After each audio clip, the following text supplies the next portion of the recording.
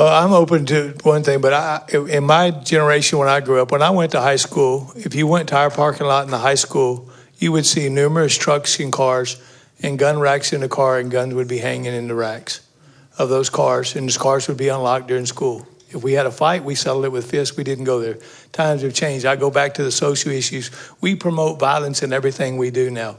We've got to start addressing that first and foremost. And maybe we ought to put gun safety back in our schools and start teaching people the awareness of guns. I mean, I'm an avid gun owner. I have guns. I have a 9-year-old grandson. If I have a gun out at my house and he sees it, he will not touch it because I've taken him out and showed him the dangers of it and so forth. But we also have to start holding people accountable for their actions today. But I mean, changing I'll give you a perfect example. After the Robb School shooting, we had a gang fight in the park. 17 kids in a gang fight. We didn't even know about it. When we found out about it, 2 of them had been shot with a pistol and go to the hospital, and then we go back and find it. Those guns were bought off the street in San Antonio. They weren't bought at a gun store or anything. Then 6 months later at the park, we had another group that was robbing people in the park.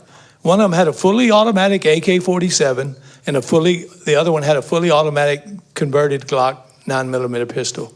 Again, bought off the streets. We've got to start holding people accountable for their actions, and we've got to change our criminal laws and start holding people accountable and start educating people on the safety of it. Look, I'm willing to have the conversation on an age change or anything, but I'm not going to change the age unless we're going to address these other issues, because without doing both, it's not going to work, in my opinion. I just don't see it. And like I said, my heart breaks for those families every day, and it breaks for the survivors. You talked about a young lady that has metal in her body now. One of the girls that survived, she's got 6 bullets in her body they can't remove. She will have to live with that all her life. But I mean, we've got to sit down and start having conversations at a table.